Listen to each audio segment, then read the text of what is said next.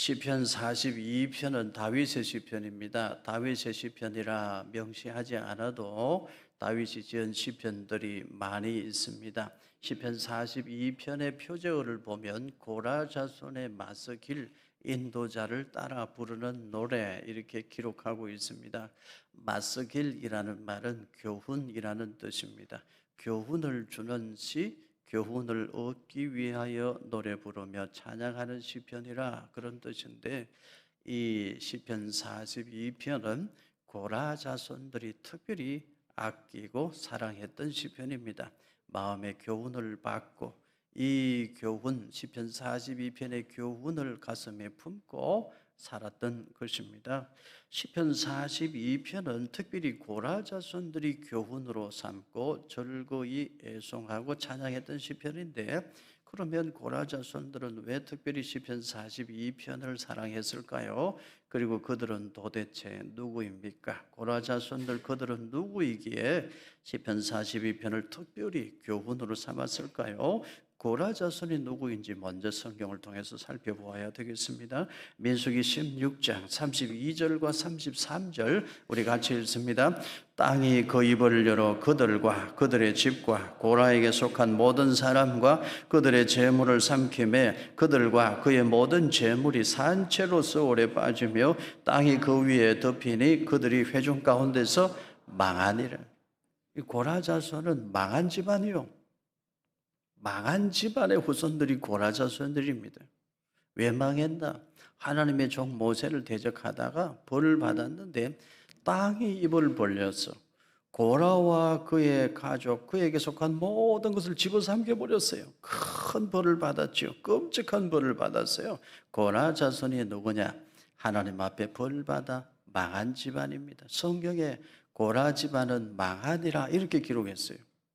분명히 망한 집안의 자손들이 고라 자손들인데, 그들이 시편 42편을 특별히 교훈시로 삼았습니다. 고라의 후손들 시편 42편을 가슴에 붙들고 이러한 정신으로 살아서 무너진 집안을 다시 일으켜 세웠습니다.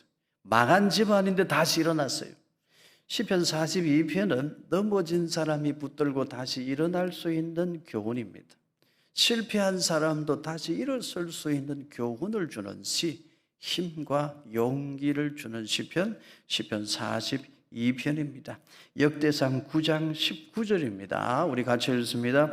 고라의 증손 에비아삽의 손자 고레의 아들 살룸과 그의 종족 형제 곧 고라의 자손이 수종드는 일을 맡아 성막문들을 지켰으니 그들의 조상들도 여호와의 진영을 맡고 출입문을 지켰으며, 고라 자손들은 하나님 앞에 벌받아 망한 집안의 후손들이요. 그런데 그들은 시편 42편의 교훈으로 다시 일어났어요. 다시 일어나서 눈물을 흘리며 하나님의 성막의 문들을 지켰습니다. 하나님 집에 성막 문을 지키는 사람으로 헌신했어요. 쉬운 일이 아니죠. 하나님께 벌받아 다 망했는데 살아남은 그 후손들이 하나님의 집으로 찾아가요. 눈물을 흘리면서 하나님의 집에서 문지기의 사명을 우리에게 맡겨주십시오. 우리가 성막문을 지키겠습니다. 그 마음이 쉬운 마음이 아니죠. 대체로 하나님 앞에 벌을 받으면 하나님 왜 하필 우리 집안을 이렇게 못 살게 구십니까? 하나님 그러고도 좋으신 하나님 맞습니까? 선하신 하나님이 왜 우리 집안 이렇게 망하게 하십니까? 땅이 입을 벌려서 전부 다 집어삼켰지 않습니까? 원망불평할 수 있는데 어디서 잘못되었는지 회개했어요. 그리고 눈물을 흘리며 그 살아남은 고라 집안의 후손들이 하나님의 집으로 찾아가서 우리가 하나님의 집 문 지키는 일을 감당하겠습니다. 우리가 성막의 문을 지키겠습니다. 그래서 성막 문 지키는 사람들이 되었대요. 그들의 정신이 시편 42편에 있습니다. 역대하 20장 19절입니다. 같이 읽습니다. 그핫 자손과 고라 자손에게 속한 레위 사람들은 서서 심히 큰 소리로 이스라엘 하나님 여호와를 찬송하니라. 조상들이 벌받아 하나님께 벌받아 망했는데 그 후손들이 정신을 차리고 하나님의 집에 올라가서 성막문을 지켜요. 하나님의 집 대문을 지키는 사람들이 되었어요. 그리고 그들은 또 하나 더 하나님을 섬기는데 큰 소리로 목청껏 있는 힘을 다하여 하나님을 찬송했습니다. 여러분, 그게 쉬울까요? 내가 하나님 믿었는데 하나님이 이렇게 벌 주시면 됩니까? 원망 불평하는 마음이 먼저 생길 텐데 어디서 잘못되었는지 다시 잘못된 그 자리로 돌아가 회개합니다. 통회하고 자복해요. 그리고 하나님의 집에 눈물을 흘리며 올라가서 하나님의 집 문을 우리가 지키겠습니다. 성막 문 지키겠습니다. 성막의 문지기가 되었어요. 뿐만 아니라 인도님껏 큰 소리로 하나님을 찬양했어요. 그게 쉬운 걸까요? 쉽지 않죠. 고라의 후손들은 그런 믿음으로 다시 일어났습니다. 다 망해버린 집안인데 다시 이렇게 세웠어요. 다윗 시대에 이르러서는요, 영광스러운 신앙의 가문으로 다시 일어나는 거예요. 시편 42편은 그 고라 자손들이 특별히 아끼고 사랑했던 시편인데, 고라 자손들이 실패하고 망했지만 다 다시 일어날 수 있었던 그 가르침, 그 교훈이 시편 42편에 있습니다. 성도 여러분, 여러분의 가문도 시편 42편의 믿음을 붙들어서 대대로 이어져 내려갈수록 믿음이 더 좋아지는 복이 있기를 축원합니다. 여러분 후손들이 여러분의 믿음보다 믿음 생활을 더 잘하는 은혜가 있기를 바랍니다. 저는 기도해요. 우리 다음 세대가 하나님, 우리 세대보다 우리 다음 세대가 하나님 더 잘 섬기게 해 주시옵소서. 우리 다음 세대가 우리보다 더 믿음 좋은 세대가 되고, 우리 다음 세대가 우리보다 더 하나님을 잘 섬겨 하나님 앞에 더 크게 복을 받고 하나님 앞에 더 귀하게 쓰임받는 복을 주시옵소서. 우리 같이 기도하기를 바랍니다.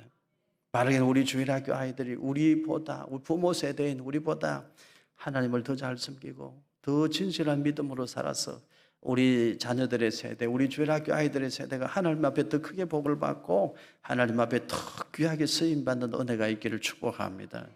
우리 부모 세대보다 우리 다음 세대가 하나님 앞에 더 귀한 일꾼으로 세워져서 너희는 세상의 소금이 되어라, 그 말씀을 순종해서 썩고 부패해져 가는 세상을 그래도 살만한 세상으로 만들고, 우리 자녀들의 세대가 우리보다 믿음 생활을 더 잘해서 너희는 세상의 빛이다, 어두운 곳에 빛이 되는 그런 자녀들로 쓰임받는 은혜가 있기를 주님 이름으로 축원합니다. 고라 자손들은 벌받아 망한 집안인데 정신 차리고 다시 일어났어요. 고라 자손들은 시편을 찬송하고 시편을 암송하고 노래 부르면서 다시 일어났는데, 그들이 특별히 아끼고 사랑했던 시편 42편입니다.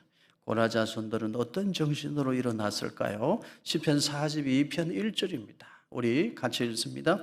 하나님이여, 사슴이 시냇물을 찾기에 갈급함같이 내 영혼이 주를 찾기에 갈급하니이다.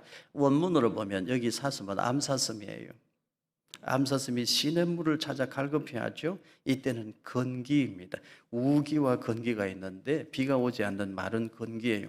건기철에 암사슴은 주로 태중의 새끼를 잉태합니다. 여기 암사슴은 태중의 새끼를 잉태한 암사슴이에요. 그런데 이스라엘의 건기는 너무 말라요. 시냇물은 이미 바짝 말라 있어요. 이미 바짝 마른 시냇물인데 이미 바짝 말라버린 시냇물 그 바닥을 헤매고 다니는 거예요. 어디 혹시 조금이라도 고여있는 물이 있는지 물 한 모금을 찾아서 헤매고 다녀요. 왜 그럴까요? 자기도 살아야 되지만 자기 태중에 새끼가 있잖아요. 살아야 되니까. 나만 살고자 함이 아니요, 태중에 있는 내 새끼도 같이 살아야 되니까. 이미 바짝 말라버린 시냇물이지만 이미 바짝 말라버린 시냇물 바닥을 헤매고 다니는 거예요. 상상해 보세요. 그게 목마른 사슴이에요. 그런 간절함으로 고라 자손들은 다시 하나님을 찾았어요. 그랬더니 하나님이 다시 이렇게 세워주시더라는 거예요. 다윗의 삶도 그러했습니다. 희망이 없어, 소망이 없어, 하루하루 살아가는 것이 숨쉬기조차도 힘들어, 헐떡거리는 인생인데 그래도 갈급한 마음으로 하나님을 찾았더니 하나님이 또한 고개를 넘어가게 하시고 또한 고비를 넘어가게 하시고, 그래서 오늘 내가 하나님을 찬양하나이다.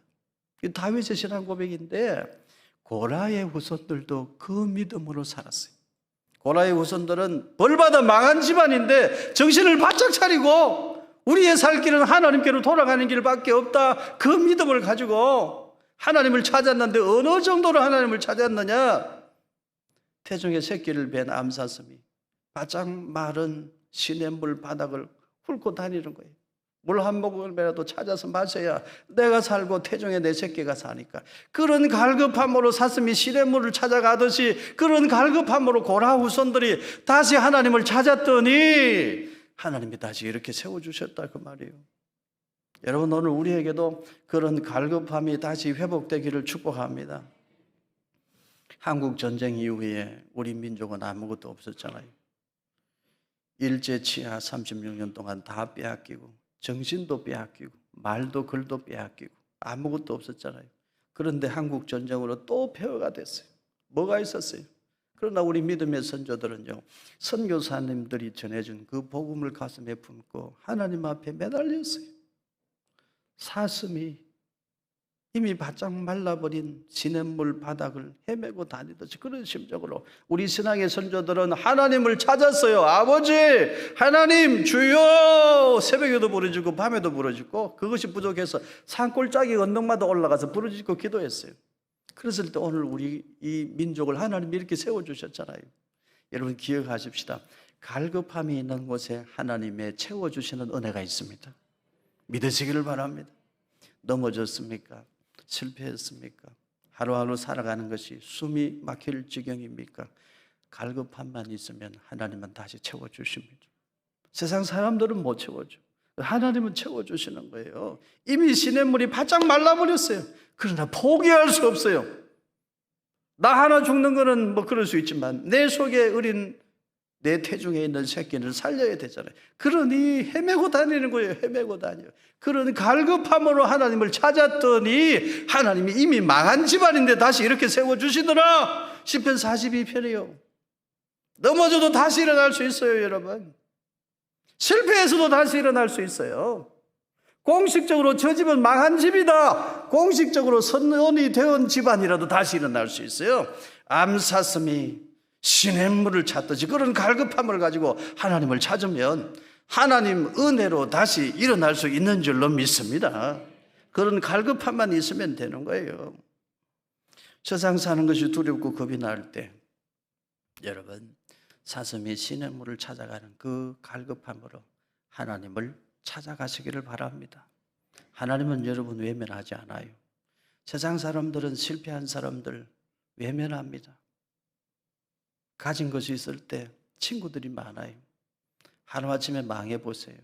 친구들도 없어져요. 높은 자리, 권세 있는 자리에 앉아있을 때 사람들이 찾아오지요. 망해보세요. 누가 찾아옵니까? 아무도 안 찾아와요. 오히려 피하지요. 그러나 여러분, 하나님은 우리를 피하지 않습니다. 하나님은 우리 손잡아 주시는 하나님이세요. 힘들고 어려울 때, 하루하루 살아가는 것조차 버티기가 힘들 때 여러분, 갈급한 마음으로 어디로 가야 될까요? 하나님 앞으로 가시기를 바랍니다.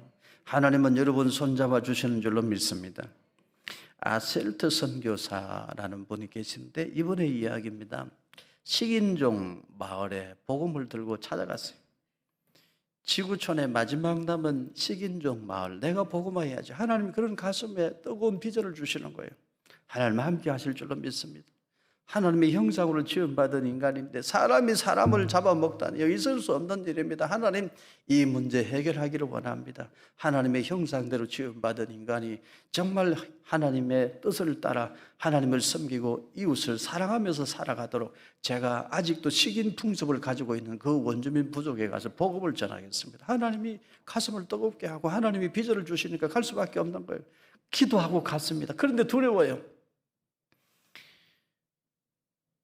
허름한 초막집을 짓고 이제 그 원주민 식인 풍습을 가지고 있는 부족 마을 앞에 집 하나를 짓고 살아가는데 밤마다 식인 종들이 찾아오는 거예요. 밤마다 찾아와요. 창을 이따만한 창을 들고 같이 바닥을 쳐요. 우카 우카 우카 이러면서 잡아먹겠다는 거예요. 그 식인종들은 식인 풍습을 가지고 있는 이유가 우리는 힘이 세다. 감히 누가 우리를 넘볼 수 있느냐. 우리는 힘이 세다. 그래서 가끔 적대자들을, 외부 침입자들을 잡아먹어버린대. 우리는 이렇게 강하다. 그리고 또 한편으로는 자기 부족민들 중에나 아주 귀한 사람이 죽으면 그 사람을 같이 나누어 먹으면서 그 사람을 우리 가슴에 품는다, 잊지 않는다. 그래서 식인풍습이 있대요. 그 마지막 남은 그 식인풍습을 가지고 있는 그 부족들에게 이 아셀드 선교사가 찾아가서 복음을 전하는데 밤마다 찾아와가지고 큰 창을 들고 둘러서서 우카 우카 이렇게 잡아먹을 거야, 잡아먹을 거야. 얼마나 무서워요. 무서워요. 하나님 살려주세요. 정말 잡아먹힐 것 같아. 간절함으로 하나님 앞에 기도하다가 그렇게 지쳐서 잠들고 그랬는데 하루가 지났는데 아침에 눈 떠보니까 내가 살아있어. 그 식인종들이 다 떠나갔어. 다음날 저녁에 그 식인종 부족들이 또 한 부대로 몰려왔어요. 또 창으로 바닥을 치면서 위협을 하는 거예요. 그런데 둘째 날에도 또 살아남았어. 식인종들이 자기를 안 잡아먹더래요. 사흘날도 그냥 지났어요. 한 달도 지났어요. 2개월이 지났어요. 그런데 그 식인종 부족의 추장 정도로 되어 보이는 지도자격, 우두머리격으로 보이는 그 사람이 찾아와갖고 그 식인종이 찾아와서 어렵게 뭐라 말을 하더래요. 도대체 무슨 말인지 알아들을 수가 없어. 어렵게 하나하나 통역을 해가지고 그 식인종 부족의 추장이 무슨 말을 하는지 통역을 해보니까 이런 말이더래요. 밤마다 너의 집 앞에 서 있었던 그 사람은 누구냐? 번역해보니까 그거예요. 낮에는 너희 집 앞에 아무도 없었는데 밤마다 우리가 찾아오면 너희 집 앞에 큰 사람이 우리보다 더 큰 창을 달고 서 있었다. 그가 누구냐? 원주민 부작의 추장이 그렇게 말하더래. 그 사람이 누구냐? 그러면서 물어보더래. 그런 뜻이래. 여러분, 밤마다 큰 창을 들고 서 있었던 그 사람이 누굴까요?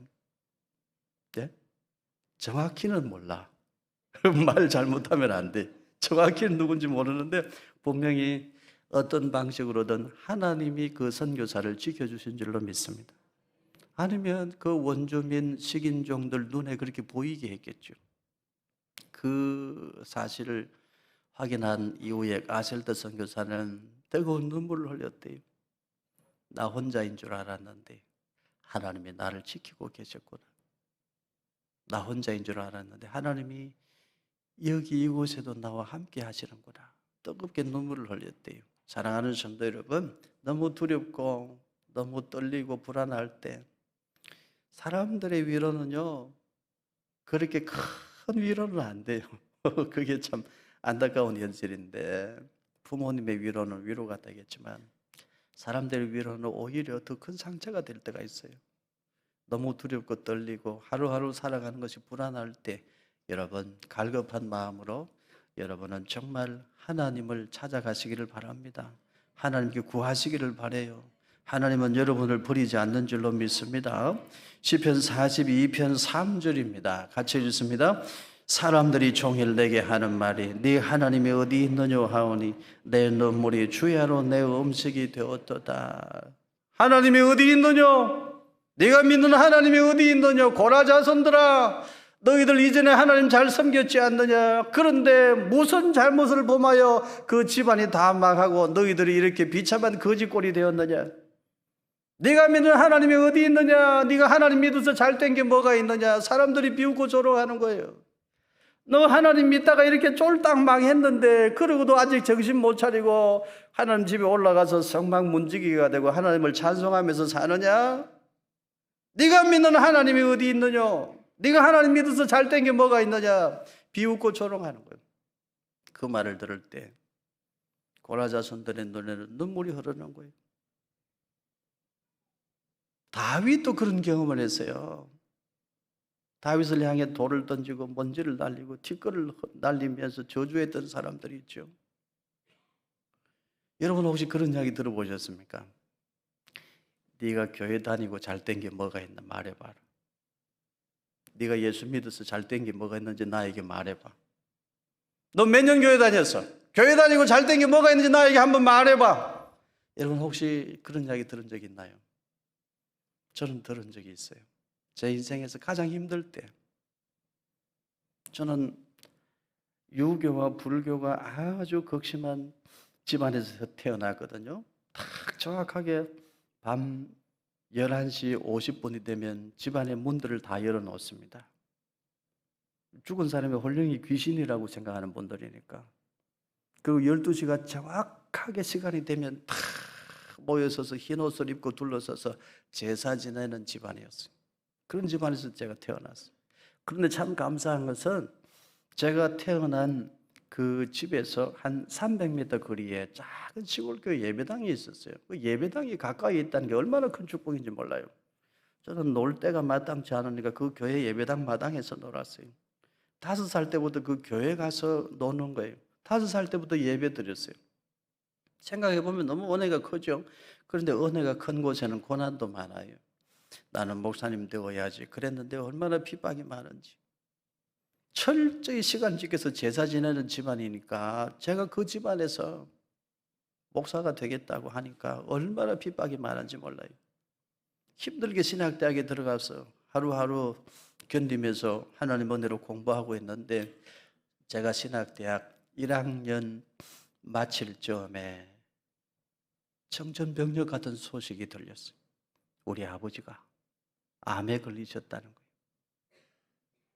제가 신학대학 가는 걸 제일 반대했던 집안의 어르신이 저를 불러요. 강제로 소환당했어요.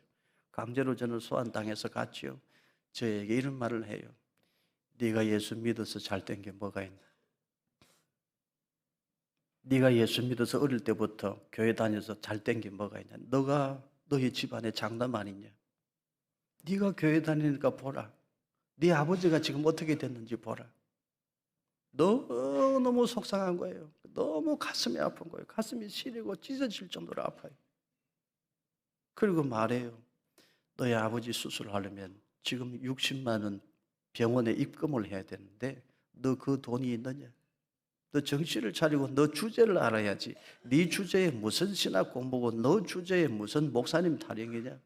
당장 그만두고 집안을 보살피라. 네가 예수 믿어서 잘된 게 뭐가 있나? 네가 예수 믿고 너 아버지 병들고 너 집안이 이 꼴인데 너 그러고도 계속 예수 믿겠느냐? 그 말을 들을 때 눈물이 비 오듯이 흐르는 거예요. 얼마나 가슴이 아프고 속이 서는지 몰라요. 제가 울면서 말했어요. 우리 아버지 수술비는 제가 마련합니다. 그리고 저는 신학 공부 포기하지 않습니다. 제가 60만 원요 만들었어요. 아는 사람 손 벌리니까 빌려주더라고. 믿음을 저한테 그때 당시 60만 원, 지금 한 1,000만 원 정도 넘는 돈인데 그 빌려준 분이 그 돈 다시 받겠다고 빌려준 게 아닌 것 같아요. 워낙 불쌍해 보이니까 그냥 못 받아도 좋다고 생각하고 저에게 그 돈을 주신 거예요. 그 돈으로 병원 원무과에 입금하고 아버님 수술하게 해드렸어요.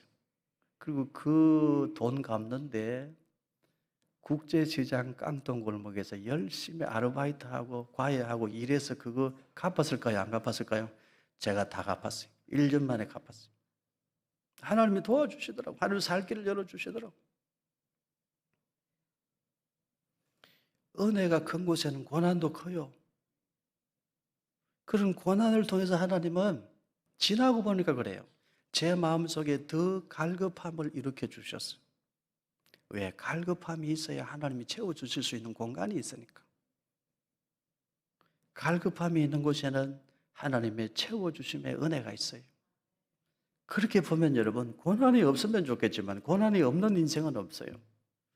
여러분이 저를 볼 때 저 목사님은 고난이 하나도 없겠지, 참 편안하게 목회하는가 보다 생각할지 모르겠지만 날마다 힘들고 날마다 가슴 아프고 날마다 고통스러운 일이 있어요. 그런데 왜 이런 고난을 주실까 생각해 볼 때 고난을 통해서 하나님을 찾으면 그 갈급함의 자리에 하나님이 채워주시더라 이거예요. 여러분 고난이 없으면 좋겠죠. 그러나 여러분 솔직히 여러분에게 질문합니다. 여러분에게 지금 한 200억이 있다. 양이 안 차요? 올려줄게요. 500억이 있다. 500억이 있다. 그래도 이 자리에 있을까요, 여러분? 아마 해외 좋은 곳에 다 다니고 아마 하나님께 등 돌리고 살 가능성이 매우 많지 않을까요? 사람이란 그렇잖아요. 그렇게 보면 고난이 없으면 좋겠는데 때로 하나님이 나를 사랑하여 고난을 주시는 이유는 그 고난 때문에 하나님의 은혜를 갈급해야 하는 갈급함을 주시는 거예요. 내 속에 갈급함이 있으면 거기에 하나님이 채워주신다 이 말이에요. 그러니 여러분, 고난은 힘들지만 싫지만 고난이 찾아올 때 우리 갈급함을 가지고 하나님의 은혜를 구하는 성도 되기를 축복합니다. 고라 자손의 후손들은 앞이 캄캄했을 거예요. 잘 나가던 집안인데 모세를 대적할 정도로 힘 있는 집안이었잖아요. 잘 나가던 집안인데 하루아침에 망해버렸어. 앞이 캄캄했을 거야. 세상 살기가 싫었을 거예요. 두려웠을 거예요. 그런데 그들은 다시 정신 차리고 하나님의 집에 올라가 성막 문지기의 사명을 감당하고 목청껏 눈물을 흘리며 하나님을 찬송하는 사람이 될 때에 하나님이 그 집안을 다시 일으켜 주신 거예요. 사랑하는 성도 여러분, 여러분도 오늘 이 말씀을 붙들고 넘어져서도 다시 일어나기를 주의 이름으로 축복합니다. 시편 42편 4절입니다. 우리 같이 읽습니다. 내가 전에 성의를 지키는 무리와 동행하여 기쁨과 감사의 소리를 내며 그들을 하나님의 집으로 인도하였더니 이제 이 일을 기억하고 내 마음이 상하는도다. 전에는 집안, 친척, 식구들, 이웃과 함께 절기 때가 되면 하나님의 집으로 올라가서 절기를 지켰는데 지금은 나만 혼자 남았다는 거예요. 다 벌받아 죽고 없고 살아남은 후손들도 비난하고 또 저주하고 비웃고 조롱하는 사람들도 많고 이웃들도 비웃고 조롱하고 나와 함께 절기 지키려고 성막에 올라갈 수 있는 사람이 아무도 없다는 거예요. 그래서 눈물이 흐른다는 거예요. 사람이 말이죠, 경제적인 형편도 그렇습니다. 이전보다 사는 것이 경제적으로 조금씩 나아지면 사람 얼굴에 웃음꽃이 펴요. 그런데 가난하지는 않지만 이전보다 경제적인 형편이 자꾸 못해지면 사람의 얼굴에 건진빛이 돌아요. 누구나 그렇습니다. 이전보다 조금이라도 나아지면 웃을 수 있지만 이전보다 조금 어려워지면 누구나 괴로운 거예요. 고라 자손들은 하루아침에 무너졌잖아요. 이전보다 모든 것이 떨어졌어요. 이전보다 다 무너져 내려버렸어요. 명예도 자존심도 경제적인 물질 환경도 모든 것이 다 무너져 내려버렸잖아요. 다 무너져 내려버렸어요. 이전보다 더 못해. 사람들이 그래도 우르르 봐주던 사람들도 이제는 비웃고 조롱해. 그때에 갈급한 마음으로 하나님을 찾았어요. 고라 자손들이 어떻게 찾았나? 이번 한 주간 시편 42편 5절을 우리가 암송할 수 있기를 바라는데요. 시편 42편 5절 우리 같이 읽겠습니다. 내 영혼아, 네가 어찌하여 낙심하며 어찌하여 내 속에서 불안해하는가? 너는 하나님께 소망을 두라. 그가 나타나 도우심으로 말미암아 내가 여전히 찬송하리로다. 앞이 캄캄해. 다 무너져 버렸어. 그런데 스스로에게 선포하는 거예요. 어찌하여 낙심해 하는가? 내 영혼아 어찌하여 낙심해 있느냐? 내 영혼아 어찌하여 불안해 하는고? 내 영혼아 다시 하나님께 소망을 두자. 내 영혼아 다시 여전히 하나님을 찬송하자. 그 믿음으로 살아났어요. 그 믿음으로 다시 일어났어요.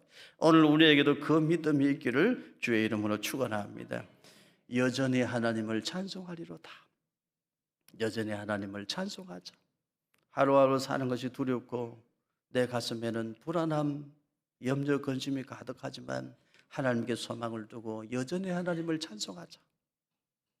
이전보다 지금 사는 것이 못하지만 모든 것이 형편없지만 여전히 하나님을 찬양하자. 사람들이 네가 예수 믿어 잘된 게 뭐 있느냐 비웃고 조롱하지만 나는 여전히 하나님을 찬송하리라. 그 믿음으로 완전히 망한 집안이 다시 일어났어요. 무너진 인생이 다시 일어나는 거예요. 오늘 저와 여러분에게도 시편 42편의 고백이 있기를 바라고 이 신앙 고백으로 무너진 자리에서 다시 일어나는 은혜가 있기를 주의 이름으로 축복합니다. 우리 시편 42편 5절 말씀 우리 한 번 더 같이 읽겠습니다. 내 영혼아 네가 어찌하여 낙심하며 어찌하여 내 속에서 불안해하는가. 너는 하나님께 소망을 두라. 그가 나타나 도우심으로 말미암아 내가 여전히 찬송하리로다. 여러분 이 믿음으로 일어나시기를 축복합니다.